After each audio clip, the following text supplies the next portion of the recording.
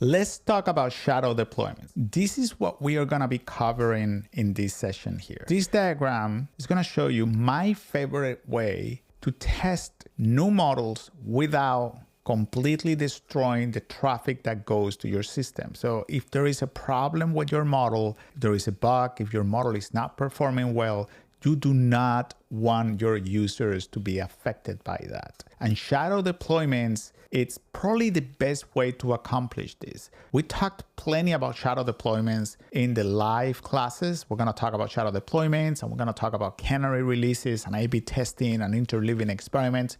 All of those are sort of like patterns that you can follow to deploy new models. But shadow deployments is my favorite one. That's the one that I wanted to implement here so you can see what happens. This is the diagram that's going to show you how this works. So we have a client that sends a request to our endpoint, and internally, the endpoint is going to have a production variant that is going to redirect 100% of the requests to. So the good thing about shadow deployments is that the model is going to be lurking in the shadows, but we're not going to be using the information coming out of the shadow deployment to answer the client. Every single response we send back to our client is going to come from the production variant. But at the same time, we're also sending 100% of the requests to the shadow variant, right?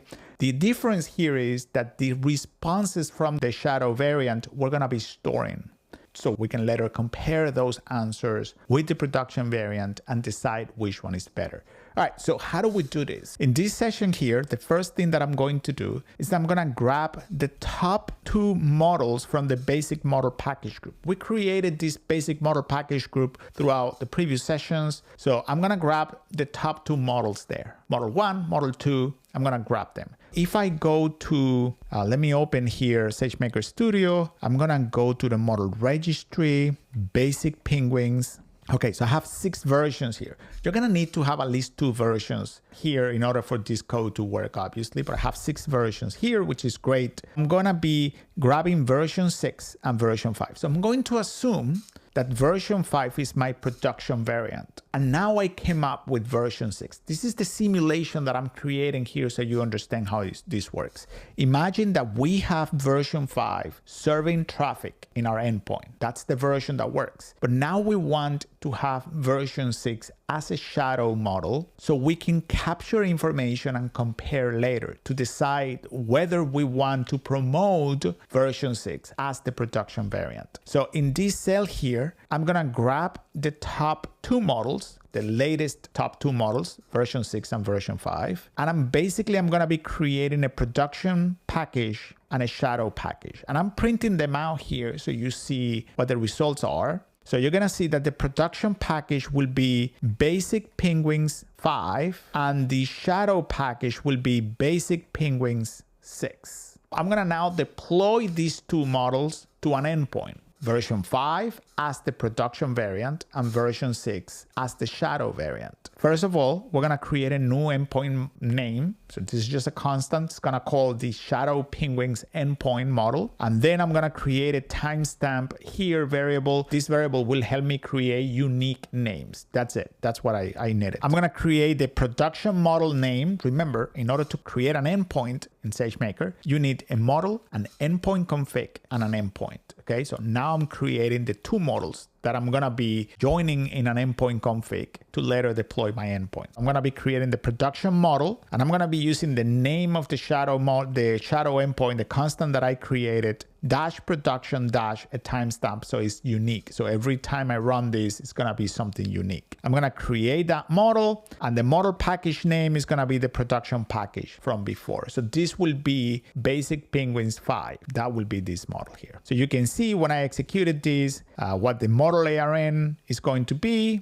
and gives me all of the information from creating that model. I'm going to do the same thing for the shadow model name. So I'm creating shadow model name here and deploying the shadow package. Now I have 2 model objects in SageMaker. Now I'm going to be creating the fun part, which is, well, the endpoint configuration. Where am I going to be saving the data? I'm going to be saving the data in this location. You're going to see what that means in a second. But this is my endpoint configuration. Let's go through it line by line. Seems to be a lot of code, but not really. For my endpoint configuration, I'm going to have one production variant. That is the one that's going to receive every request from the client. The output of that variant is the one that we're going to use in the response to the client. So my production variant will be my production model name. That is the model that is going to be answering the questions. The instance type, I define just the MLM5. What is the initial weight? Like what percentage of requests should go to this variant? That will be 100%. How many instances am I gonna be running this with? One.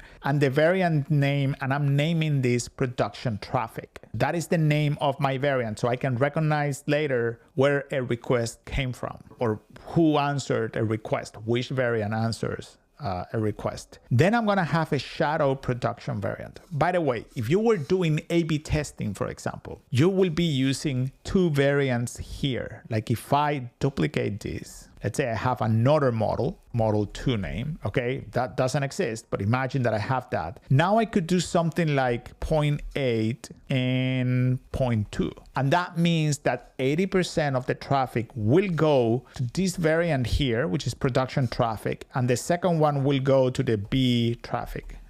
However I want to call this, right? 20% will go to the B traffic and 80% will go to production traffic. That's how you do A/B testing here.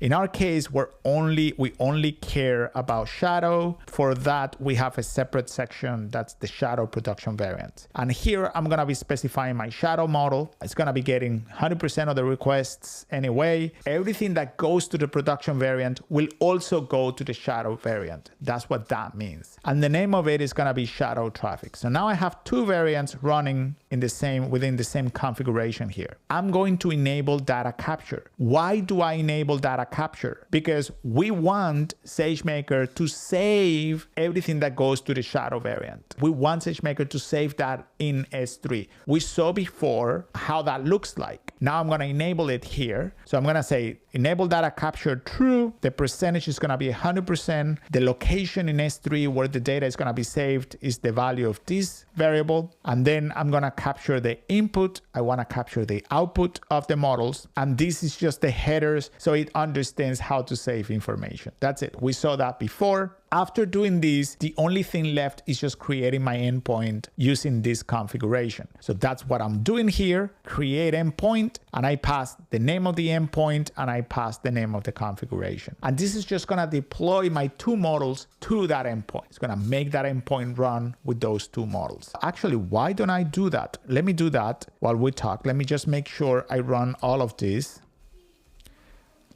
This is creating the two models. This is gonna go and create a config. This is gonna deploy my endpoint. Okay, so if I go now to SageMaker Studio, go to deployments, click on endpoints, here it is. So Shadow Penguins endpoint is creating. That's gonna take a couple minutes. So while we wait, I'm gonna show you what comes next. I have here I just need to generate some traffic so I can show you the capturing of the data. So I have a payload. Remember, this is the basic Penguin model. So that means that this model requires the information to be pre-processed before we send it to it. That's what I have the payload that we used early on in the sessions. I have 3 penguins here. I'm gonna be calling the defining the predictor, and I'm saying, hey, the serializer is gonna be CSV, so accept CSV, and we want, or the content type is gonna be CSV, and we want to accept JSON back. Create that predictor, I send the payload, and then I print out what the result is, and this is what I get back. This answer is coming from the production variant, not the shadow variant, but the production variant. That is where it's coming from. Let me go back here, see if this is still creating. The other thing that I do here, and we're waiting for that so we can actually see it in action, but the other thing that I do here is I have this piece of code that is going to show you what the files will look like. So first, let's go to ML School here, my bucket. And within my bucket, I'm inside Penguins already, which is great. I have this endpoint folder, which I created. And within the endpoint folder is where I'm saving. This is where I'm saving the shadow information or this shadow Penguins endpoint data. If I go here inside, you're going to see that I have a production traffic folder, and this was created automatically by that endpoint when it started saving data. I'm going to have a production traffic folder and I have a shadow traffic folder, and both of them are going to match. So every item that's in the production shadow folder or the production traffic folder is going to be in the shadow traffic folder. So if you go inside, you're going to get just your normal year, date,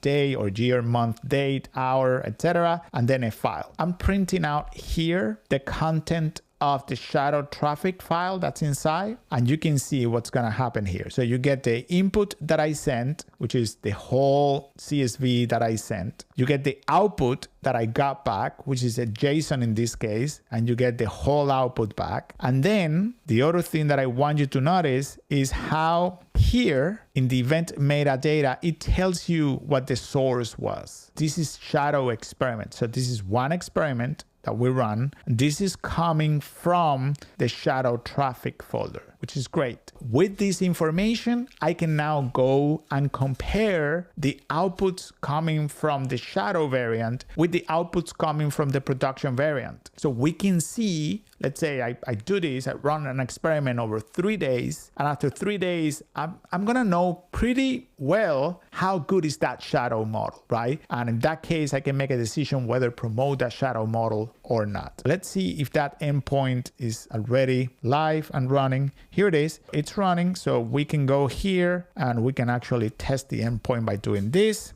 And that's working. By the way, as a reminder, you can also grab, let me just grab one line. You can grab all of them, but I'm gonna grab one line. You can go to the Shadow Penguins endpoint, test inference, and here you can select the type of data you want to test this endpoint with. You can send a request and you're gonna get here the output. Notice that the output will always be coming from the production traffic, okay? So that's the variant that's answering my request. And when you're using shadow variants, you will always get responses from the production variant, never the shadow variant. The shadow variant will always be saved. Now, notice here, if I'm gonna go to variants, and here you will see that we have a production traffic variant, that's the red P, and a Shadow Penguins endpoint variant, and that's the blue S. That's awesome. That's how it's working. By the way, I forgot this. I said this with 80%. I forgot to change that. Let me change that really quick. It's fine because I have a single one, but that's, anyway, I'm going to save that. By the way, don't forget to delete the endpoint when you're done with it.